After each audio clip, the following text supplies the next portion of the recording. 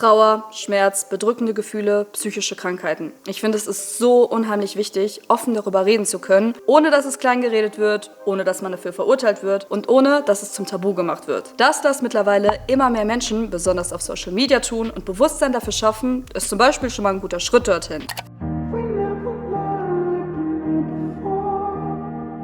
Aber die Darstellung davon kann manchmal etwas kritische Züge annehmen. Deswegen hier vorab eine Triggerwarnung. In diesem Video geht es um selbstverletzendes Verhalten, Suizid und psychische Erkrankungen. Solltest du dich mit diesen Themen nicht wohlfühlen oder sollten sie dich triggern, bitten wir dich an dieser Stelle, das Video nicht weiterzuschauen. Was meine ich mit etwas kritischen Zügen? Dass es ästhetisch dargestellt wird, glamourös, erstrebenswert und dass man sich gegenseitig darin auch pusht. Und das passiert besonders in der sogenannten Sad Girl Bewegung. Wir sehen hier Bilder von jungen, schönen Frauen, weinend, mit perfekt verwischter Mascara, dazu vielleicht noch eine Zigarette in der Hand, hoffnungslos traurige Zitate, Fotos mit zusammengeschlagenen Händen über den Kopf und generell sehr viele Schwarz-Weiß-Bilder. Aber auch Pink und Glitzer. Seinen Peak hatte diese Bewegung in den 2010ern in Zeiten von Tumblr und Lana Del Rey's Summertime Sadness. Für die Leute, die nicht mehr wissen, was Tumblr ist, das ist ein soziales Netzwerk, wo jeder seinen eigenen Blog hat und da kann man dann Texte, Fotos, Videos oder Audios posten und anderen Blogs folgen. Und auch wenn die Nutzerzahlen seit 2019 stark eingebrochen sind, die Sad Girls sind immer noch da. Auf Insta, TikTok und vor allem auch in der Popmusik. Und deswegen schauen wir uns heute an, wo der Trend eigentlich seine Wurzeln hat, warum er einerseits problematisch ist, andererseits aber auch als wichtiger Protest gesehen wird.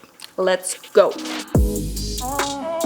Unter dem Hashtag SadGirlClub gibt es auf TikTok sehr viele Videos. Da werden oft verschiedene Filmszenen zusammengeschnitten, in denen die weiblichen Charaktere weinen, niedergeschlagen sind und wo man sieht, okay, irgendwie geht's denen nicht so gut. Und dazu gibt's dann natürlich traurige Musik und beim Hashtag SadGirl nehmen sich Userinnen unter anderem selbst beim Weinen auf, untermalen das ebenfalls mit melancholischer Musik oder sogar mit Sounds vom Weinen, schreiben ein paar Zeilen zu ihrem Schmerz und farblich geht's hier auch eher in so eine düstere Richtung. Und den Trend, sich selbst beim Weinen aufzunehmen, den gab es schon bereits bei Tumblr unter dem wunderschönen Namen Webcam Tears. Also ich finde, man merkt, dass heutige Postings dazu auf diesen Trend von früher aufbauen und das wollen wir uns jetzt genauer anschauen.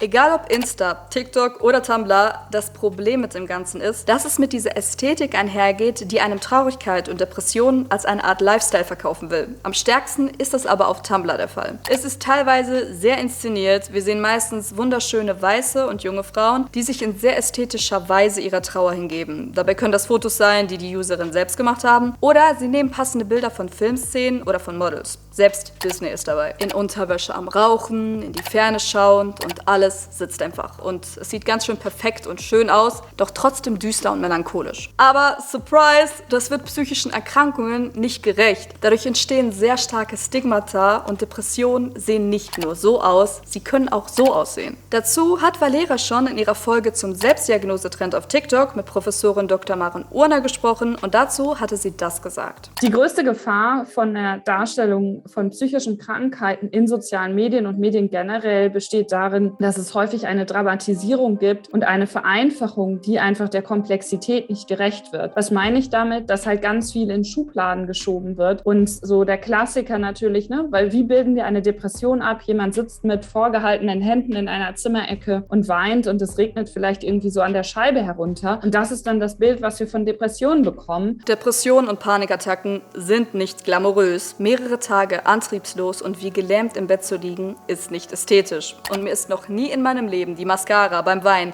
so perfekt die Wangen runtergelaufen. Wenn es mir so geht, habe ich meistens nicht mal die Energie, mich zu schminken. Und das Einzige, was bei mir dann runterläuft, ist Schnodder.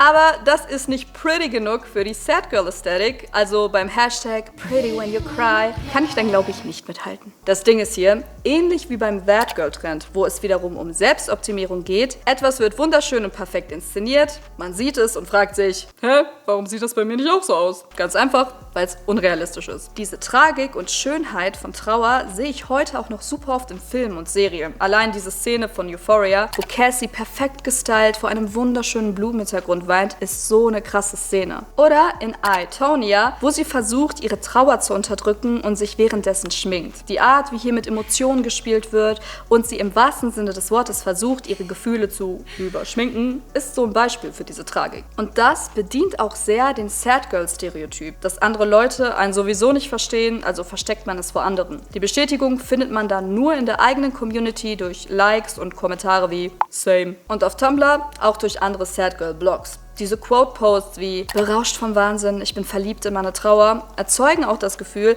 dass es etwas Erstrebenswertes ist, so eine tragische Figur zu sein. In dem Artikel hier heißt es zum Beispiel, das Sad Girl hört bessere Musik als du und verbringt ihre Zeit damit, alleine französische Filme aus den 60ern oder traurige Serien aus den 90ern zu schauen. Ja, das Sad Girl ist halt anders als andere Mädchen.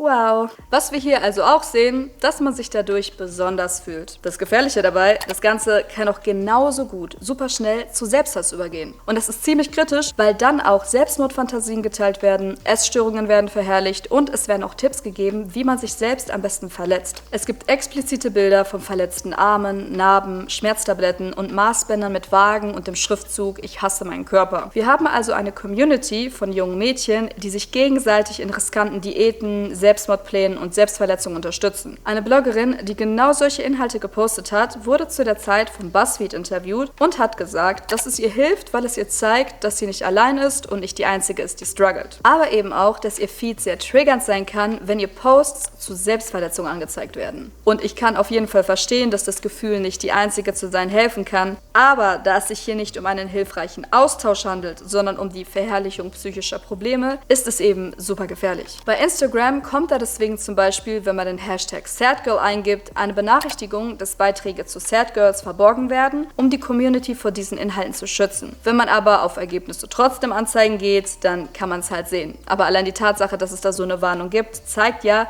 dass das echt nicht ohne ist. Einen ähnlichen Hinweis gibt es auch bei der Suche nach Sad Girls auf Tumblr, aber auch hier kann man auswählen, dass man sich die Suchergebnisse halt trotzdem anzeigen lassen will. Also ich würde diesen Schutz eher so als semi einstufen. Die Schriftstellerin und Künstlerin Audrey Wallen hat zu dem Ganzen die Sad-Girl-Theorie aufgestellt. Laut ihr sollte die Traurigkeit von Frauen als Akt des Widerstandes anerkannt werden. Dass es gegen die Erwartung geht, stark zu sein und kämpfen zu müssen und auch gegen das perfekt glücklich inszenierte Bild auf Social Media geht. Und yes, I feel you there. Nur wird das Problem meiner Meinung nach nicht gelöst, wenn statt Glück einfach Trauer perfekt inszeniert wird. Die Selbstdarstellung bleibt ja mehr oder weniger dieselbe. Und vor allem wird sie in ihrer Darstellung der Komplexität des Themas nicht gerecht. Laut einiger Artikel dazu vermittelt es das Bild, dass Frauen am besten sind, wenn sie traurig sind und natürlich jung und hübsch. Und hier wird es besonders interessant, denn dieses Bild und der Trend sind sehr viel älter, als wir vielleicht denken. Denn tragische Frauen und ihr Tod waren in Kunst und Literatur nämlich schon immer eine große Faszination. So wie es der Schriftsteller Edgar Allan Poe 1846 gesagt hat, der Tod einer wunderschönen Frau ist zweifellos das poetischste Thema der Welt. What the fuck? Das geht allerdings noch sehr viel weiter zurück. Die Frauen in Shakespeares Stücken hatten zum Beispiel sehr oft ein tragisches Schicksal, waren teilweise verzweifelt, traurig und hoffnungslos und am Ende werden sie umgebracht oder bringen sich selbst um. Auch in der viktorianischen Kunst hatten wir diese trauernden Frauen, die sich gewünscht haben zu sterben oder dann auch wirklich eben sterben. Und tote, schöne Frauen sind in der Kunstgeschichte keine Seltenheit. Es gibt sehr viele Gemälde junger, weißer Frauen, deren Schönheit die Maler am besten einfangen konnten, weil sie tot waren. Laut dem Schriftsteller Prosper Mérimée haben Frauen halt nur zwei gute Augenblicke. Den einen im Bett, den anderen bei ihrem Tod.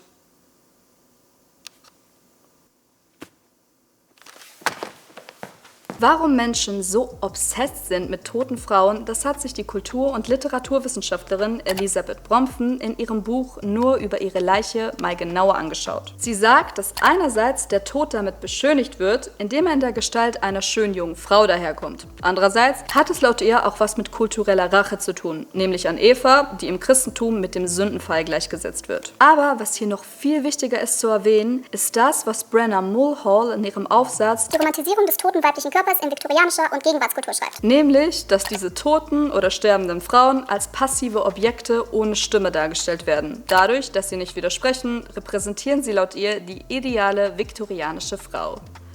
Yay! Das ist schon krass, oder? Einfach mal zurückschauen und checken, das mit den Sad Girls hat im Prinzip gar nicht erst mit Tumblr angefangen, sondern sehr viel früher. Jetzt wieder aber mal zurück ins Hier und Jetzt, denn das versteht man ja noch besser, nachdem man die Vergangenheit abgecheckt hat.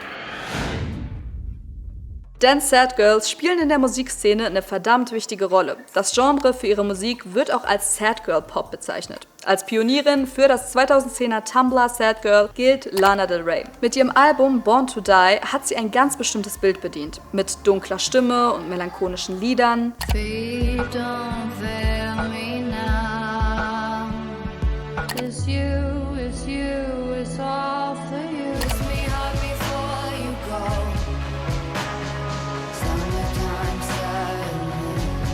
Mode aus den 60ern und 70ern, die Art, wie sie in die Kamera schaut, dazu noch Sepia-Filter und Blumenkrone. Also sie kreiert damit eine Nostalgie, die von dieser ästhetisch dargestellten Traurigkeit lebt. Besonders in ihren früheren Texten geht es oft um eine Sehnsucht nach starken Männern, Bad Boys und Sugar Daddies. In diesem Zug wurde sie auch für einige Songzeilen kritisiert. Zum Beispiel He hit me and it felt like a kiss. Also er hat mich geschlagen und es hat sich wie ein Kuss angefühlt. Laut KritikerInnen würde es Missbrauch, Gewalt gegen Frauen und toxische Beziehungen romantisieren. Davon hat sie sich bereits distanziert. Im Gegensatz dazu konnten sich Betroffene mit ihren Worten aber identifizieren. Schreibt mal gerne hier in die Kommentare, was ihr zu der Songzeile denkt. Ob ihr sie eher kritisch findet oder wichtig. Generell steht sie schon seit 1,5 Jahren immer wieder wegen verschiedener Aussagen in der Kritik. Naja, und eine der größten Künstlerinnen aktuell mit dem Sad Girl Label ist natürlich Black Talk, Big T-Shirt, Billie. verruchte, verletzliche Stimme, viele melancholische Songs, baggy Clothes, schwarze Tränen in Musikvideos, dunkle, düstere Motive, Songzeilen wie I Wanna End Me oder I Don't Wanna Be You Anymore. Allein ihr Blick ist immer schon so mystisch deep irgendwie. Mit ihrem Album Happier Than Ever ist sie allerdings in eine etwas neue Ästhetik eingetaucht. Nachdem sie blaue oder neongrüne Haare hatte, wurde sie plötzlich blond mit neuer Frise. Dazu dann viele cremige Farben und mehr Haut. Und natürlich waren alle erstmal schock. Als sie so auf dem Vogue-Cover zu sehen war, waren alle erstmal so, damn, hä, warte, wie erstmal Baggy Clothes und dann ein Korsett? Hä, wie kann sie denn nicht immer das Gleiche tragen? Hä? Dazu sind dann auch noch so Songs wie My Future gekommen, wo sie ihrem zukünftigen Ich sagt, dass sie hoffnungsvoll ist.